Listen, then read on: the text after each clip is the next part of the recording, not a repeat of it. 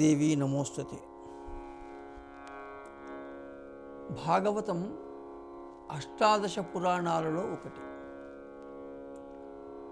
భాగవతం ప్రధానంగా భక్తి సంబంధమైన రచన. తెలుగులో భాగవతానికి కావ్యస్థితిని కల్పించిన వారు పోతన. అది పురాణమైనప్పటికీ కూడా కావ్యం ఏం చేస్తుంది? మంచి సందేశాలను ఇస్తూ, మంచి వర్ణనలు ఇస్తూ, హృదయాన్ని ఆహ్లాదం వైపుగా ఒకవైపు నడుపుతూనే ఇంకొకటి అవసరమైన సందేశాన్ని ఇచ్చి మానవ జాతిని ఉద్ధరించే ప్రయత్నం చేస్తుంది.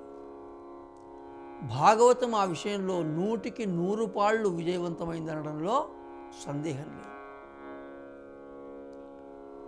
భాగవత సందేశం ఏమిటి అని మనం ఒక ప్రశ్న వేసుకుంటే,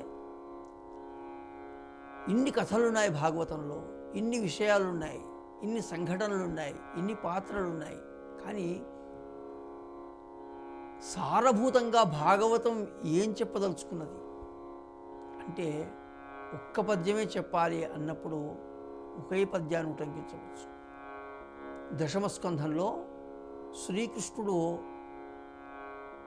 కంసుని యొక్క నగరానికి వెళ్ళి అక్కడ సుధాముడు అనేటువంటి ఒక దండలు తయారు చేసేవాడి దగ్గరికి వెళ్తాడు.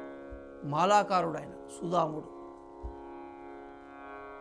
వెళితే ఈయనకు దండలు ఇచ్చాడు, అది వేసుకున్నాడు, చాలా ఆనందపడ్డాడు. కృష్ణుడు బాగుంది, నీకేం కావాలి అని అడిగాడు.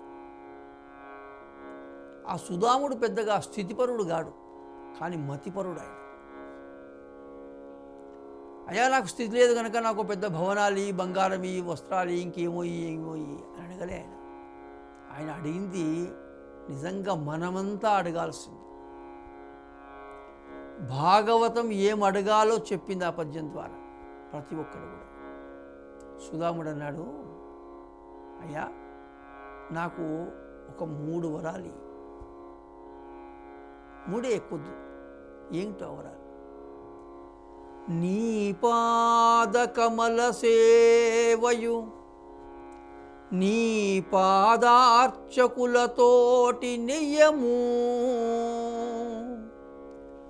నితాంతాపారభూత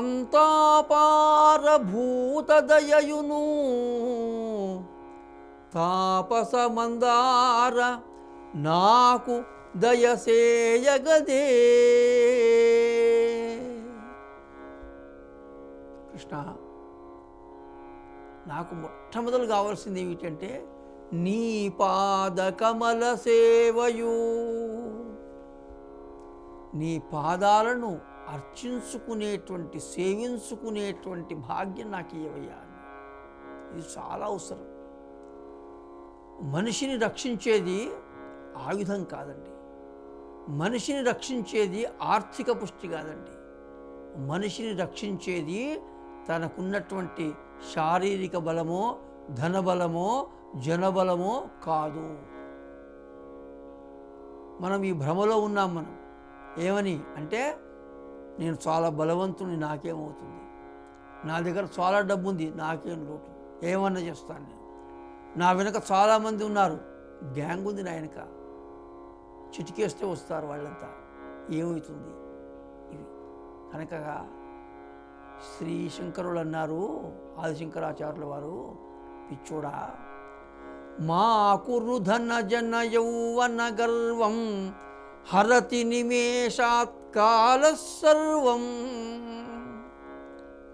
నీ దగ్గర ధనముందనో, జనముందనో, యవ్వనముందనో గర్వించకురా బాబు, కాలం అనుకుంటే ఒక్క నిమిషంలో కొట్టిపడేస్తుంది.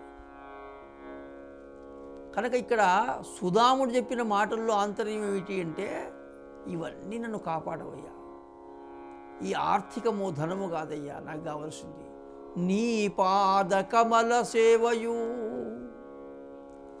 నీ పాదాలను నేను సేవించుకునే భాగ్యమే. ఎందుకు? విష్ణువు యొక్క పాదాలు పట్టుకున్న వానికి సమస్త సుఖాలు అందుతాయి. ఎందుకు? ఆ పాదాలు సమస్త సుఖాలకు నిలయాలవి, సమస్త ఐశ్వర్యాలకు నిలయాలవి, సమస్త శాంతికి నిలయం అది. కనుక ఆ పాదాన్ని పట్టుకోవాలి. నశ్వరమైన సంపదలు కాదు, శాశ్వతమైన సంపద ఏమిటంటే విష్ణుపదం మాత్రమే.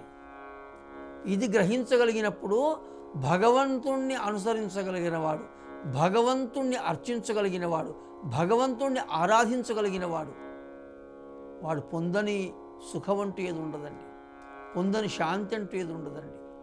కనుక నిజమైన సుఖము శాంతి ఎక్కడుందంటే ఆధ్యాత్మికతలో ఉంది. ఇది నేర్చుకోవాలి. ఇవాళ ప్రపంచమంతా భారతదేశం వైపు ఎందుకు చూస్తున్నది? ప్రపంచంలో చాలామంది విదేశీయులు వచ్చి భారతదేశంలో క్షేత్రాలు తిరుగుతున్నారు, ఇక్కడ ఉంటున్నారు, రకరకాల సంస్థల్లో ఉండిపోతున్నారు. వాళ్ళు ఎందుకు అంటే వాళ్ళకి ఇక్కడ శాంతి లభిస్తున్నది, ఆనందం లభిస్తున్నది. ఏమిటది? దేనివల్ల? ఆధ్యాత్మికత వల్ల. కనుక ప్రపంచంలో ప్రతిదీ భయమే. భోగం అనుభవిద్దామా, రోగ భయం. సంపద అనుభవిద్దామా, ఎవరు తీసుకుపోతాడు. మంచి వయసులో ఉన్నామనుకుంటామా, ఏమో ఇది వెళ్ళిపోతుంది కదా అని భయం. ప్రతిదీ భయమే. కానీ భయం లేని స్థానం ఒకటి విష్ణోపదం నిర్భయం అన్నారు.